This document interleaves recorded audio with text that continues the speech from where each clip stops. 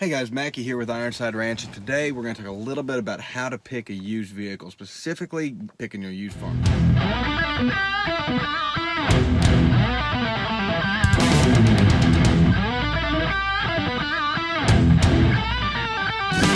So for those of you that haven't been following this, the story is that we got basically offered too good a deal on the truck of my dreams, essentially.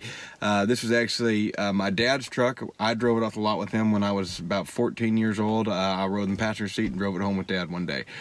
So I've seen this truck from 0 miles all the way to where it is right now. And I'll show you all a picture here, but this is a Dodge Ram 3500 Cummins diesel with a dual wheel rear axle.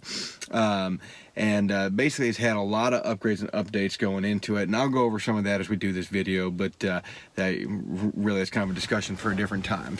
Okay, so let's dive in a little bit and figure out why exactly we did what we did and what went on here. So you guys know we're trying to start our farm, trying to get our ranch going, and so having a big diesel truck, something that we could actually pull stock trailers and still farm for some of our tractors with and stuff like that, was very important. Now a lot of it could be done with the F-150, but I'll just be honest with you, pulling even just my flatbed trailer with the F-150 tanked my mileage with it empty, and it just didn't pull it really well. It's just having a gas engine, even as good a truck as the F-150 was, having that gas engine just really wasn't enough for us to do what we needed to do. So we needed a little bit more power, a little bit bigger truck, a little bit more truck to do what we needed to do. I've always been a big fan of the 5.9 Cummins, and so this was just a really good option for us. That brings me to my first point: define what you need. Define your terms. So we needed a farm truck of some sort that we could use to actually carry stock trailers, to tow what we needed to tow, to be able to go pick up a load of gravel and not have it break our leaf springs. So we needed the 3500. We needed that capability. Also, with as much driving as we do, the Cummins diesel was also a really nice option because we knew that diesel was known for its reliability and its longevity, and it was just going to last a long time. And even with this truck being 20 years old, it only had 85,000 miles on it, had a lot of life left on there. And so this was just a really good option for us. Define your terms. So do you need a jacked up 4x4 3500 dual rear axle diesel for a 1 acre homestead? Probably not, and it's probably overkill, and even though you like it, it's probably not necessary. I mean, I was here on 20 acres for the entire time with an F-150, and never once did I really think I needed a diesel truck. There were times when I wanted one, and there's times when it would have been nice, but up until buying this larger plot of land, we really didn't need that. So define your terms, define what you need. Trucks with lift kits are stupid. I don't understand why you put a 10-inch lift, you ruin the torque on that thing. You cannot do what it's supposed to do. If you want an off-road vehicle, buy a Jeep, buy a Bronco, buy something other than a pickup, or get a short box F-150 or something like that. Something that's real short that has a narrow wheelbase. But jacking up a Dodge Ram 3500 is stupid. So here's my next step, and this is what's gonna ruffle some feathers. Don't get brand loyal. When we decided we were gonna get a new truck, like I said, this opportunity fell into our lap. I went from Ford, I've gone from Dodge, I've even owned a Chevy. I've had everything. My wife drives a Toyota. I've had all of them. Every manufacturer makes some good vehicles and makes some bad vehicles. It's just the nature of the beast. Every good vehicle has its bad parts. Prove me wrong. There's not one out there that has a rock solid built vehicle that has got nothing that should be changed on it. They all do. They're all made by people. There's engineers, there's an assembly line. Every one of them has their lemons too. Every single manufacturer, from DeWalt, Ryobi to Dodge Ram to Ford, all of them have their problems. So I don't get brand loyal when looking for a vehicle. I knew there was a couple vehicles that I liked, and those were about the only ones I would have been willing to purchase. Something like the 7.3 Ford Power Stroke are great. The 5.9 Cummins are phenomenal. I don't know a lot about Duramax, and I don't particularly care for Chevys for that purpose. They do, the 1500 Chevys are good for certain things, and so I like those, like the old Silverados. But for the most part, I'm not a big fan of the Chevy diesels. But that's neither here nor there. My point is I don't get brand loyal. I'm not locked into one specific brand and one specific type of vehicle. I had lots lots of different options. That leaves me the ability to walk away with a very, very nice truck.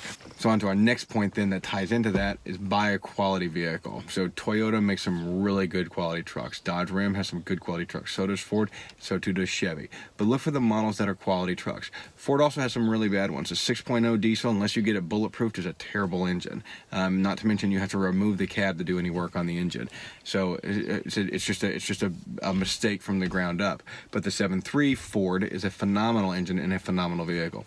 Same holds true with the Dodge Ram. The Dodge Ram, the 5.9 Cummins, every year has their advantages and disadvantages, but the 5.9 Cummins was one of the best diesel engines ever built for light duty trucks, and light duty being anything 3,500 and below. So that Cummins is just a phenomenal engine. That's why we got the Dodge. There's things I don't like about this truck, and we're going to go into that here in a minute. And that'll bring us to our next point: know your common issues. So the common issues for this truck are the transmission, the fuel pump, and the death wobble. So for those of you that don't know, I'll go into that here a little bit, but the transmission, Dodge has never learned how to build a good automatic transmission. If this was a manual, it'd be great. Dodge does build a decent manual transmission, but their automatic transmissions are garbage. I don't know if they've ever rectified that. To my knowledge, it hasn't, and they still suck, but I could be wrong there. I haven't looked at new trucks very much. But the old manual, or the old automatic transmissions, were garbage. This one went bad at 70,000 miles. Dad replaced it, put in a nice Jasper heavy-duty towing transmission, so that's not an issue with this truck. Okay, so the next one on there, that fuel pump. And the fuel pump on this particular truck, on the 24-valve Cummins, they use the Bosch, what is it, VP44 or something like that, and it's notoriously problematic. So you kind of have to just plan on replacing that. We're actually going to buy a spare one to keep it in the shop just so we have it. There's not really a way around it. Nobody builds a quality aftermarket pump that I found. If y'all know of one, please put it in the comments. I'd love to pick it up and get that swapped out. The only solution is to change the lift pump, and so we put in a heavy-duty lift pump in here that gets us a little bit better PSI. We have the computer here. We monitor our PSI with it, and make sure that our fuel pump pressure, or that our pressure from the lift pump, that we're actually getting good pressure in there. That way we know beforehand if we have a problem with the lift pump, we can get it taken care of, and make sure we save that much more expensive, about $1,200, much more expensive injector pump. And so that's a problem with this. The last common issue with this truck is the death wobble.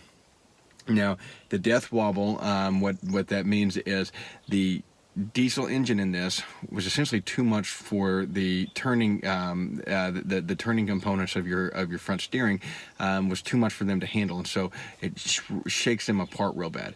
So the only thing to do is wait till they go bad and replace them with higher quality parts that are designed to take a little bit more abuse. So things like your ball joints and your tie rod ends, they just go bad. That diesel engine just shakes them apart and kind of tears them up, and so we want to go ahead and replace those. So Dad's done some of them. We're going to go ahead and do the rest of them, get everything rebuilt on that front end, and put all new ball joints, grease all our zerks, make sure everything's good up there, change the tie rod ends, and we'll get all that done, and we'll take care of that little death wobble that this has. Okay, but my point is that so do other trucks. Other trucks have those issues. If you buy the 6.0 diesel from Ford, you're guaranteed to have some problems with it. If you buy the 6.0 diesel that's been bulletproofed, it's a little bit better engine, and from my understanding is actually at that point in time a quality engine and a very reliable engine, because they changed all the stuff that went wrong with it. For those of you that don't know, when they say bulletproofing it, what they mean is all the common problems, they took those out and they put higher end aftermarket components with it, and I believe they're sold in a kit and you can just pick them up, but I'm not positive on that. But essentially it's something that you're going to do with every vehicle. So if the core structure of the vehicle is good and it's what you're looking for, then that's really what matters. Don't get so brand loyal that you skip out on great vehicles because you only buy Ford, or you only buy Dodge, or you only buy Chevy, whatever it is. Don't get so wrapped up in that brand loyalty that's all too often happens with truck owners. Okay, next thing, let's understand our past maintenance and past use. So if a truck is really well maintained but has really rough off-road farm miles on it, then 100,000 miles actually means a lot more than a truck that has been really well maintained and has been driven on highway use for 200,000 miles. Those are you're comparing apples to oranges at that point in time, because that truck that's had hard use is going to be a lot more worn down, going to have a lot more problems, and a lot more of those wear parts are going to need to be replaced. And that truck that's had highway mileage will probably significantly have a lot less rust and will have a lot less issues with those wear components. So understanding the use as well as the maintenance history. So for example, we sold the F-150. That F-150 has been meticulously well maintained. Everything that goes wrong with it, I pretty much fixed immediately. When we sold it to the guy, I went over a couple issues that were there with it, and that was like really minor stuff, like the AC knob. One of the steps didn't work on the AC knob, but 3 and 4 did, but 2 didn't. They just needed to be replaced. And so I mean, it's stupid simple stuff that I just hadn't been able to get around to because we knew we were selling the truck. But he understood, and I showed him where everything had been replaced, what hours certain things had been done. We went over all that information. So as far as I know, I gave him a very, very good quality vehicle. Now, if something goes wrong and the engine explodes in, a year, 2 years, or whatever it is, you take a little bit of that risk when you buy used, especially when you buy used with a little bit higher mileage. And so that's why you want to get a good deal. Now, this guy that bought the F-150, he got a fair deal on it. It was a little bit below the Blue Book value, but the market here is really saturated with trucks, and so everything that you want to get sold has to be somewhat below the Blue Book value, or it has to be a really desirable truck, and something along the lines down here is what's really common, is to have the big jacked up trucks with a winch on the front, all your light bars and all that crap that goes with it. And so unless you're selling something like that, which we weren't, we were selling a work truck, and he was buying it as a work truck. It will continue to be used as a work truck. He didn't want to spend a ton of money. We'd beaten it up a decent amount. Again, we took real good care of it, but we had used it. And so understanding that use, and we were very honest with him about that use. Some people will be, some people won't be. If you think he's not being honest with you, you need to walk out on that deal. So if you're buying a truck from somebody or a vehicle of any sort and they're not being honest with you, it's time to leave, because you just don't know what all they've been dishonest about. And so we want to make sure that we're doing the right thing. If you know something's wrong with that truck, don't sell it. Without disclosing it, don't sell it. Either disclose it or get it repaired, but don't sell it with something wrong with it. It's what scummy people do. It's just not a good way to go about life, and you want to be honest and do to people what you expect to be done to you. Okay. Plan on future maintenance. Okay, so this is where it comes into kind of the last couple points with this. Check your wear parts and check for oil leaks. So take a cardboard box with you, set it underneath the car, see if there's any oil spots on there. They very well may not know there's oil under there. With the F-150 that we sold, it's been parked out on the asphalt driveway for a long time now. We didn't realize that, and he told us when he was looking around the truck, he said, "Hey, you realize that you got a small leak in your transfer case?" I had no idea. It had been parked on the asphalt and had been dripping on the asphalt a little bit. Well, this asphalt is where I changed my oil anyway, so there's little oil stains all over the place, so I never noticed anything wrong with it. And he didn't seem too concerned with it, but my point is that that was something that we didn't even know was there, that he was able to find just by going through the vehicle and doing a quality job going through it and making sure that he was getting what he thought he was paying for. And so you want to check on that stuff. Check your wear parts. You can't, it's hard to get under there and put a lift on it and check your ball joints and everything. It's certainly within your capabilities if you have a mechanic that you can drive it to. But check on those wear parts. Look through the engine. See if they've been replacing that stuff as they need to be. Okay, so the last point with that maintenance is to plan your future maintenance. All too often people buy a vehicle, and they buy a vehicle that they either A, can't afford to maintain, or B, just simply don't understand it and they choose to neglect it. Maintenance is a plan, and it should, and failing to plan that is planning to fail.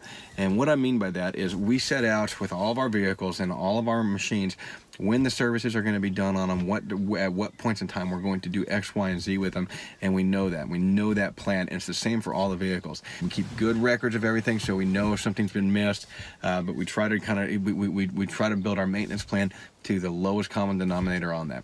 When I buy a vehicle, one of the very first things that I do is I go through and I flush all the fluids.